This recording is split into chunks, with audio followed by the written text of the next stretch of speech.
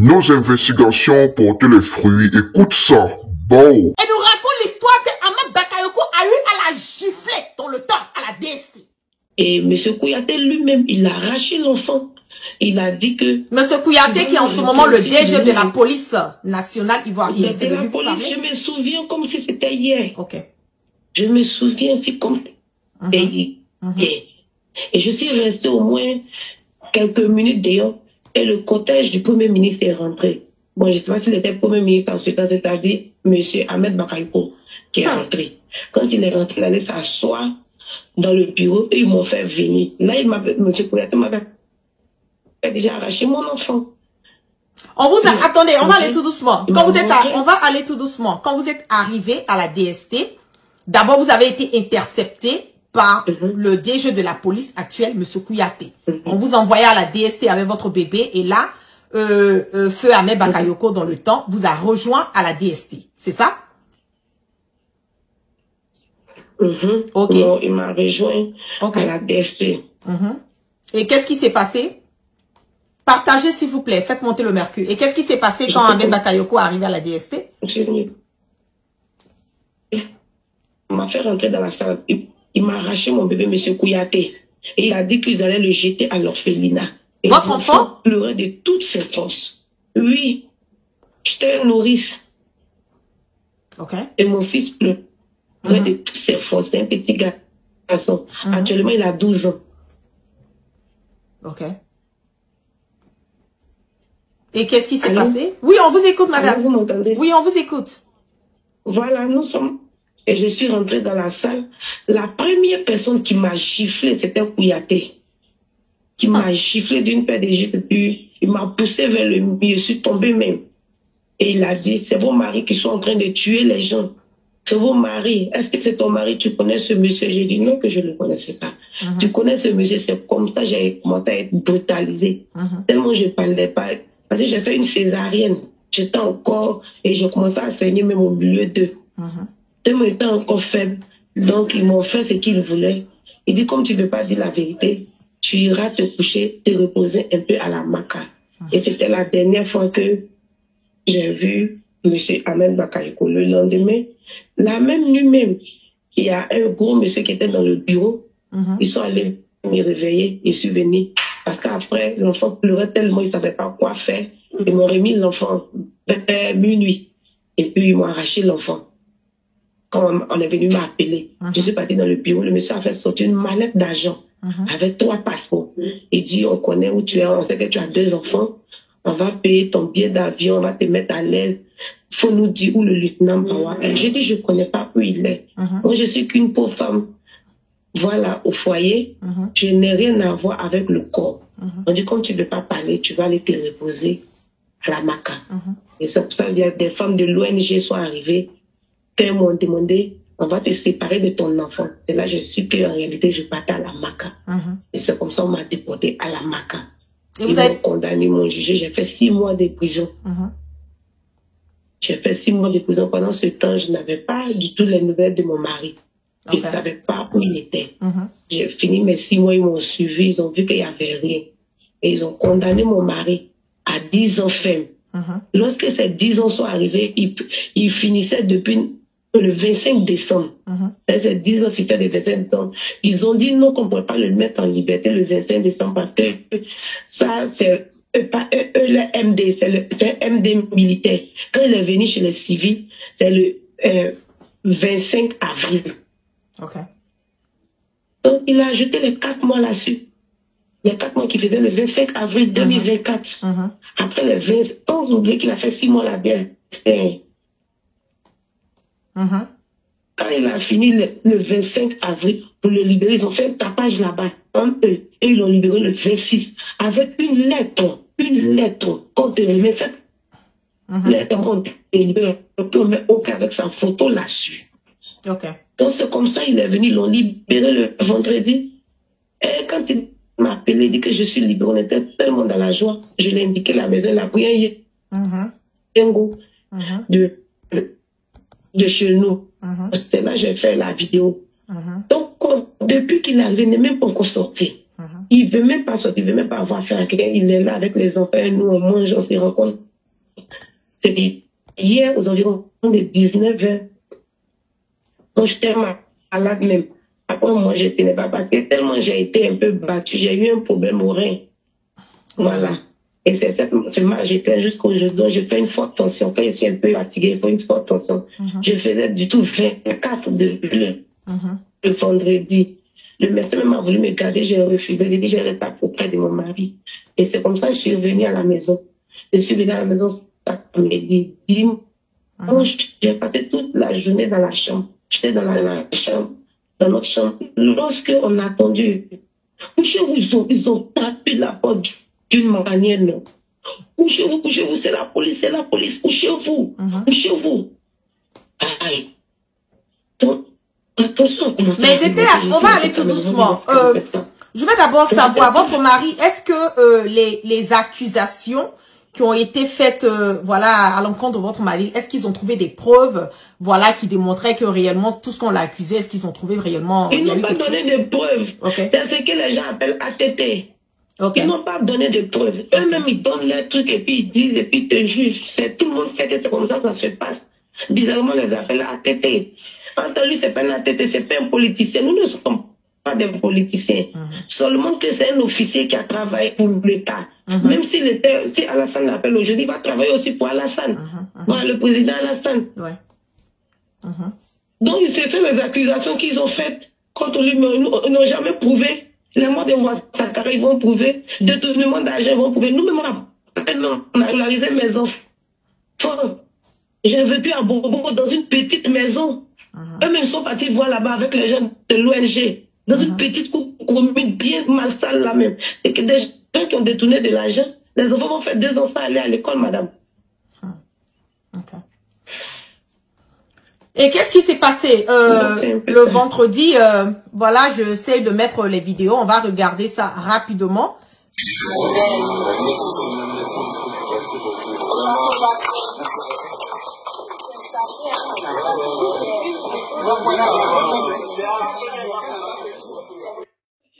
Et cette vidéo, c'est quand? C'est le vendredi? C'est le vendredi? Je vois une vidéo que vous êtes avec votre mari en habit Kita. C'était le vendredi, ça? Quand il est sorti? C'est le dimanche. Le dimanche? C'est le dimanche, là, où il a été out. Oui, le même dimanche, là. C'est le même dimanche. C'est le dimanche. Ok. Et qu'est-ce qui s'est réellement passé la journée de dimanche? Qu'est-ce qui s'est réellement passé la journée de dimanche? Bon, la journée de dimanche, comme je disais, tous on était là.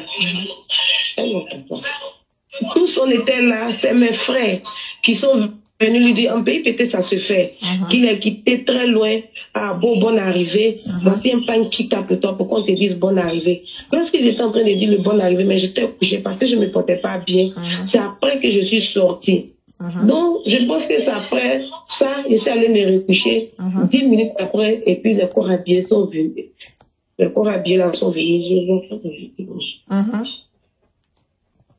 Et quand ils sont venus, comment ça s'est passé?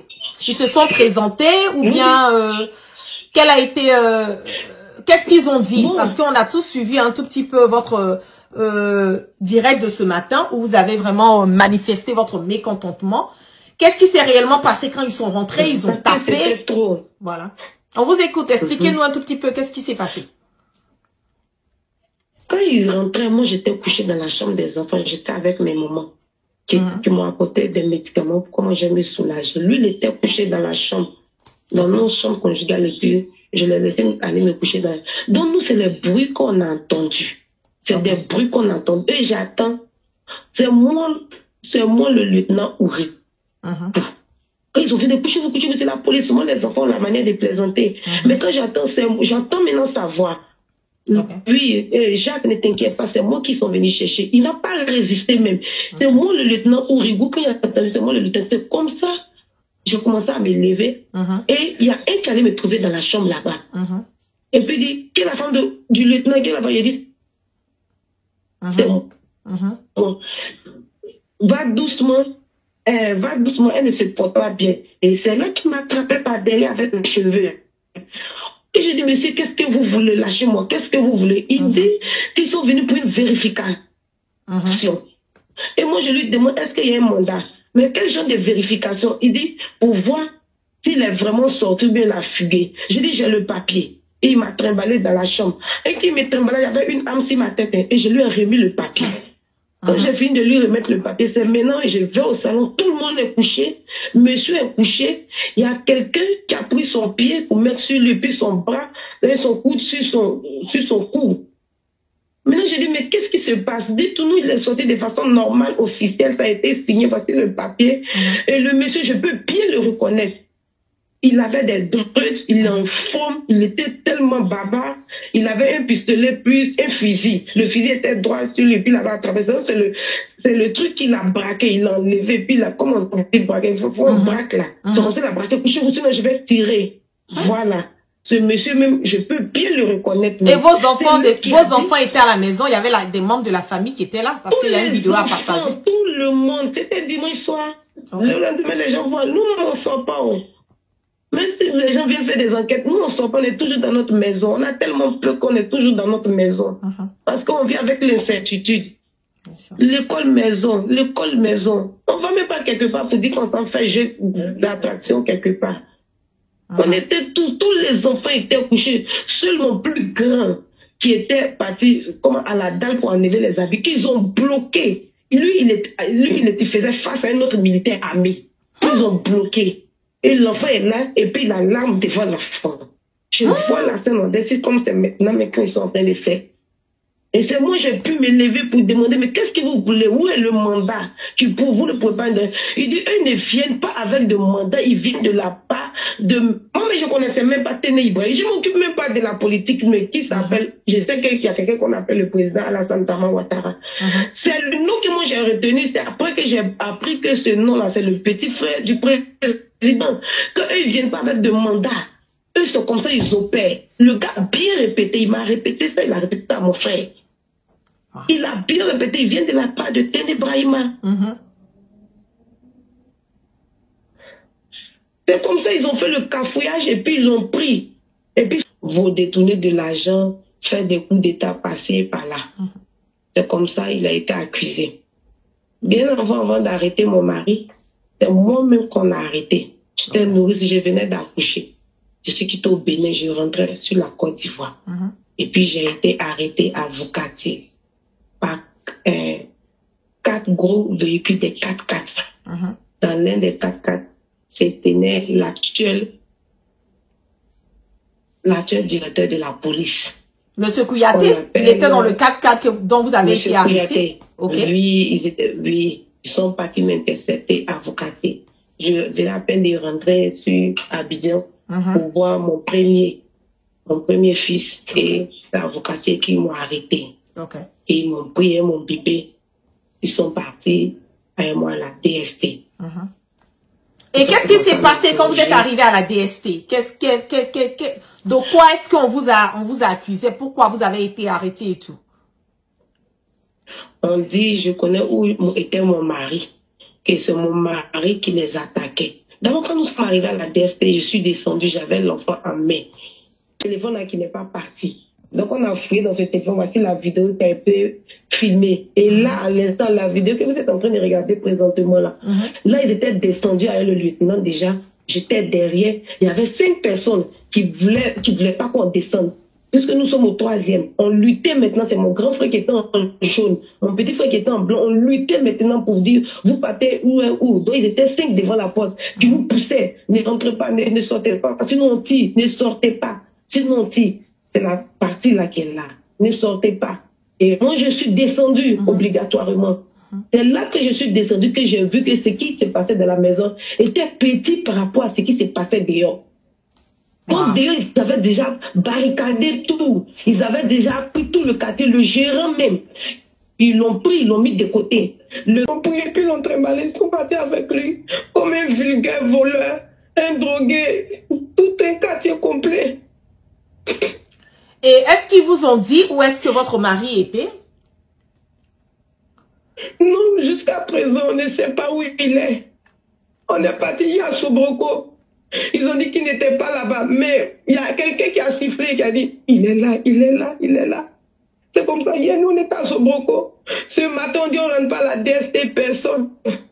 Mais à votre avis, actuellement, on ne sait pas où il est. À votre avis, vous pensez que on fait des suppositions et tout, c'est pas certain.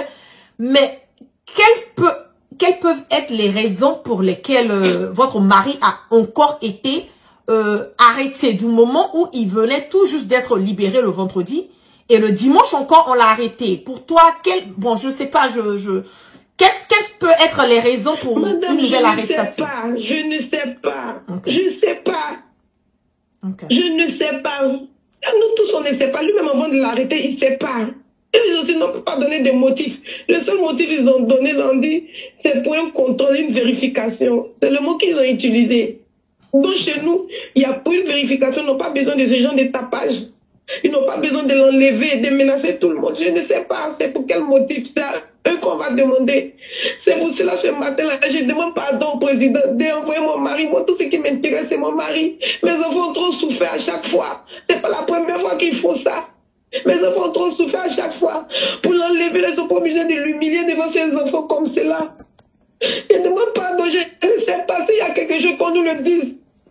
C'est ce que nous dénonçons. Ça n'a rien à voir avec la politique. Hein. La dame, elle a dit, elle n'est pas dans le volet politique. Elle n'a rien à voir avec la politique. Elle ne savait même pas qui était Brahima.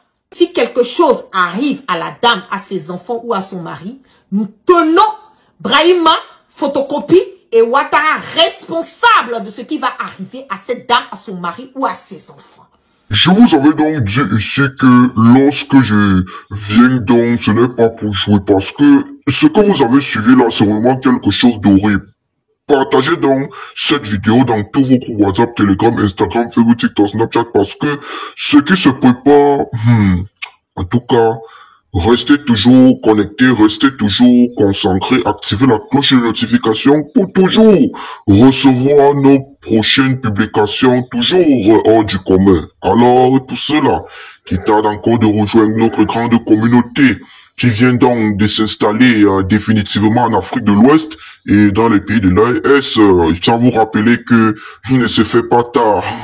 Le cran a démarré et nous accueillons toujours les novices. On se dit à la prochaine, c'est la bête.